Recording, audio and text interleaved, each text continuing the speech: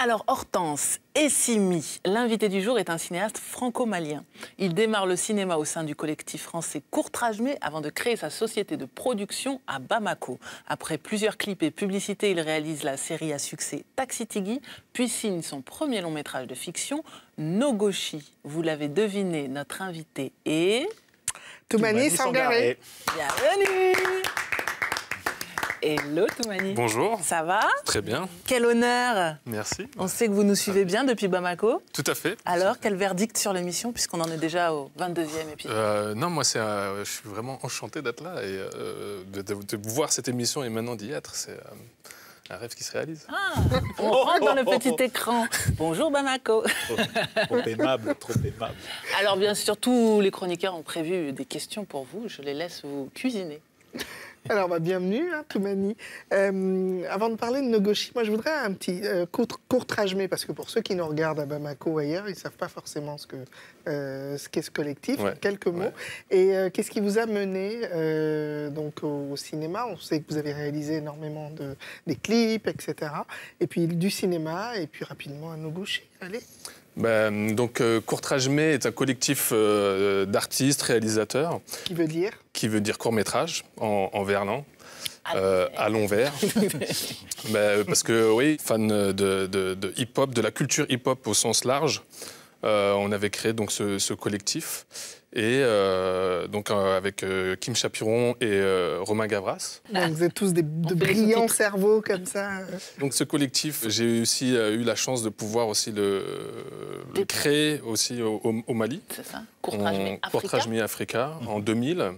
Voilà, de fil en aiguille, je suis passé du clip, court-métrage à une série Taxi Tigui.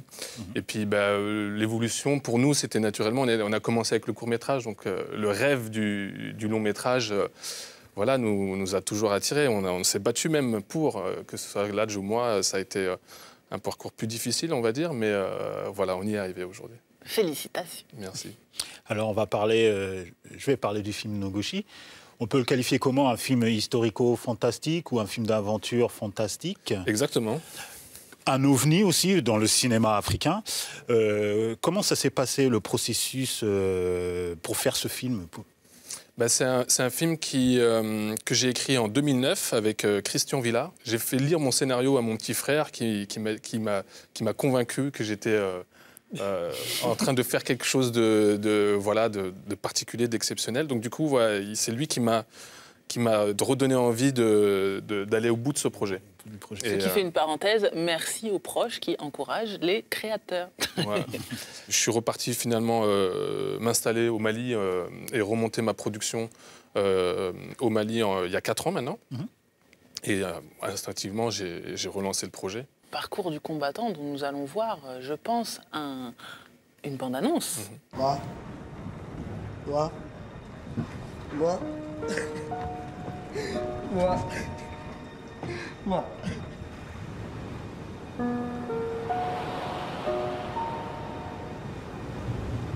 Ne venez y voler un facato là. Sibiri, Sibiri.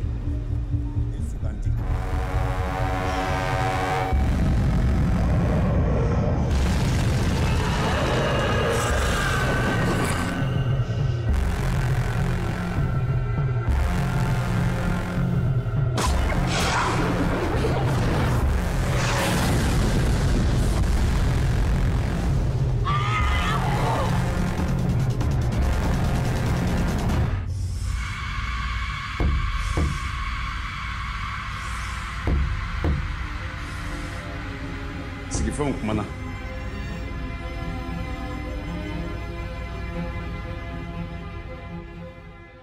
Alors c'est un peu une avant-première, une exclue Ciné Le Mag, puisque le film sortira en novembre prochain. En octobre. En octobre prochain, voilà, on gagne un mois, on est comme ça, Ciné Le Mag. Et du coup, c'est un film qui parle à la fois d'esclavage, de mysticisme, voire même de cannibalisme. Comment vous êtes venu cette idée, vraiment au niveau de l'histoire, là, de la narration? Au début, ce film est né de l'envie de faire un western avec mon co-auteur Christian Villa. Et donc, du coup, en faisant mes recherches, parce que j'ai voulu transposer donc, du coup, un western dans les codes du western, mais en Afrique. Et en faisant ces recherches d'époque, je me suis rendu compte que ça correspondait finalement à une époque qui est très importante pour l'Afrique, c'est-à-dire l'arrêt, on va dire, plus ou moins de la traite des Noirs vers les Amériques, les premiers Noirs américains affranchis qui reviennent sur le continent africain, et le début de la colonisation.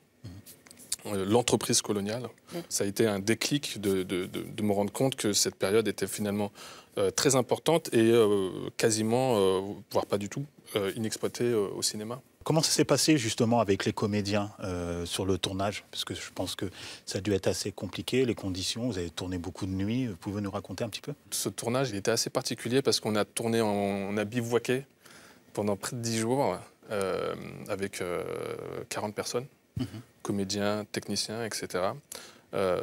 L'idée, c'était... Vous avez tourné où? On a tourné... Alors, il y a eu plusieurs lieux, mais le bivouac, entre autres, il s'est fait dans la région de Kita, parce qu'on recherchait des villages traditionnels. Et on trouve encore aujourd'hui des villages où les gens vivent comme il y a une centaine d'années. Donc, et puis pour nous, c'était et Abdou aussi qui gérait, on va dire, la déco. Et c'était très important pour nous pour donner vie à l'univers, que ce village soit pas tout neuf, voilà, donner une vie et voir des bancs qui sont patinés, des traces, des murs, etc. Patinés. On était obligé de trouver un village qui était habité. Et donc on est allé dans cette région de Kita. On a été accueillis par une famille qui nous a vraiment mis, la famille Kamisoko, qui nous a... On remercie, on salue aussi. Ouais. Et donc voilà, et pour mes acteurs, c'est vrai que c'était pas facile ces conditions-là, surtout pour Alexis qui débarquait, qui découvrait l'Afrique. Et qu'on a plongé vraiment dans le grand bain, dans l'Afrique profonde. Mais finalement, tout s'est bien passé. Et je pense que mes acteurs ont été un peu habités aussi par ce film, parce que tout était là, les costumes, l'énergie, l'ambiance. Voilà, ça a vraiment favorisé à mettre, je pense, mes comédiens dans la peau de leur personnage.